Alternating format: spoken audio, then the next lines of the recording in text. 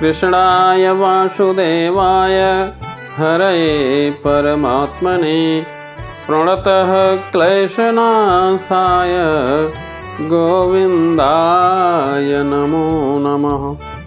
श्री परमात्मने नमः। रागद्वेष विमुक्तैस्तु विषयानीन्द्रियैश्चरन् आत्मवैश्यै विधेयात्मा प्रसादमधिगच्छति। प्रसादे सर्वदुःखानां हानिरस्योपजायते। प्रसन्नचेतसो ह्यासु बुद्धिः पर्यवतिष्ठते।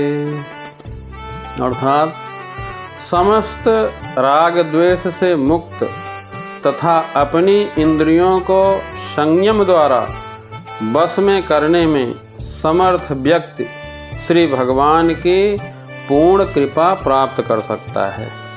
इस प्रकार से भक्ति में संतुष्ट व्यक्ति के लिए संसार के तीनों ताप नष्ट हो जाते हैं और ऐसी तुष्ट चेतना होने पर उसकी बुद्धि शीघ्र ही स्थिर हो जाती है। अगर अपनी इंद्रियां भगवान की सेवा में नहीं लगाया तो पतन होना निश्चित है। भक्त का एकमात्र उद्देश्य ईश्वर को प्रसन्न करना रहता है और अन्य कुछ नहीं। अतः भक्त समस्त आसक्ति और विरक्ति से मुक्त होता है। कर्म करना या न करना भक्त के बस में रहता है, क्योंकि भक्त केवल भगवान के निर्देशों के अनुसार ही कार्य करता है और यही चेतना भगवान की अहेतु की कृपा है, जिसकी प्राप्ति भक्त को इंद्रियों में आसक्त होते हुए भी हो सकती है। साधक का अंतःकरण अपने बस में रहना चाहिए। अंतःकरण को वशीभूत किए बिना कर्मयोग की सिद्धि नहीं होती, वरन कर्म करते हुए विषयों में राग होने की और पतन होने की संभावना पूरी बनी रहती है। वास्तव में देखा जाए तो अंतःकरण को अपने बस में रखना हर एक साधक के लिए आवश्यक है। कर्मयोगी के लिए तो इसकी विशेष आवश्यकता है। व्यवहार करते समय इंद्रियां अपने वश में होनी चाहिए और इंद्रियां वशीभूत होने के लिए इंद्रियों का राग द्वेष रहित होना चाहिए। अतः इंद्रियों से किसी विषय का ग्रहण रागपूर्वक ना हो और किसी विषय का त्याग द्वेषपूर्वक ना हो। कारण कि विषयों के ग्रहण और त्याग का इतना महत्व नहीं है जितना महत्व इंद्रियों में राग और द्वेष न होने देने का है। जिसका अंतःकरण अपने बस में है और जिसकी इंद्रियां राग द्वेष से रहित तथा अपने बस में की हुई हैं, ऐसा साधक इंद्रियों से विषयों का सेवन नहीं करता।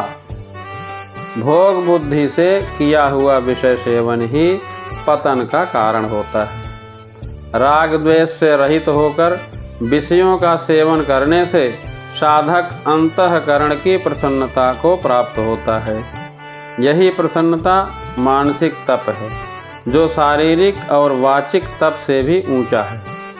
अतः साधक को न तो रागपूर्वक विषयों का सेवन करना चाहिए और न तो द्वेषपूर्वक विषयों का त्याग करना चाहिए, क्योंकि राग और द्वेष इन दोनों से ही संबंध जुड़ता है।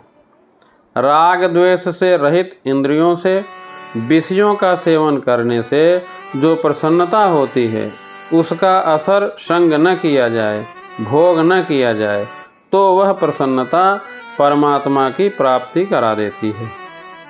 चित्त की स्वच्छता प्राप्त होने पर संपूर्ण दुखों का नाश हो जाता है, कारण कि राग होने से ही चित्त में खिन्नता होती है और खिन्नता होते ही कामना पैदा होती है और कामना से ही सभी प्रकार के दुख पैदा होते हैं।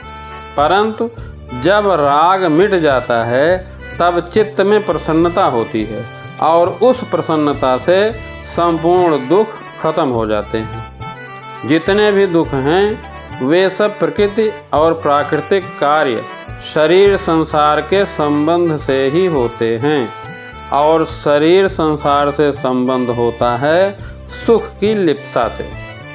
सुख की लिप्सा होती है खिन्नता से, परंतु जब प्रसन्नता होती है तब खिन्नता मिट जाती है, और खिन्नता मिटने पर सुख की लिप्सा नहीं रहती।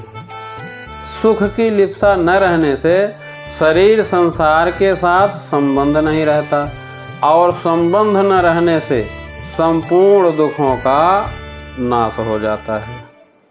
सभी दुखों का अभाव का मतलब ये नहीं है कि उसके सामने दुख आएगा ही नहीं। उसके कर्मों के अनुसार दुखदायी घटनाएं आ सकती हैं, पर उसके अंतःकरण में दुख, संताप, हलचल आदि विकृति नहीं हो सकती। भगवत विषयक प्रसन्नता हो अथवा व्याकुलता हो, इन दोनों में से कोई भी अगर अधिक बढ़ जाती है तो वह शीघ्र ही ईश्वर की प्राप्ति करा देती है। जैसे भगवान के पास जाती हुई गोपियों को उनके माता पिता, भाई, पति आदि ने रोका, जाने नहीं दिया, पर उन गोपियों में भगवान से मिलने के लिए जो व्याकुलता हुई उससे उनके रजोगुण और तमोगुण नष्ट हो गए, और भगवान का चिंतन करने से जो प्रसन्नता हुई उससे उनका सतोगुण नष्ट हो गया। इस प्रकार गुण संग से रहित होकर वे शरीर को वहीं छोड़कर सबसे पहले भगवान से जा मिली। परंतु सांसारिक विषयों को लेकर जो प्रसन्नता और खिन्नता होती है, उन दोनों में ही भोगों के संस्कार दृढ़ होते हैं, अर्थात संसार का बंधन दृढ़ होता है। इसके उदाहरण संसार के सामान्य प्राणी हैं, जो प्रसन्नता और खिन्नता को लेकर संसार में फंसे हुए हैं। जय श्री कृष्ण।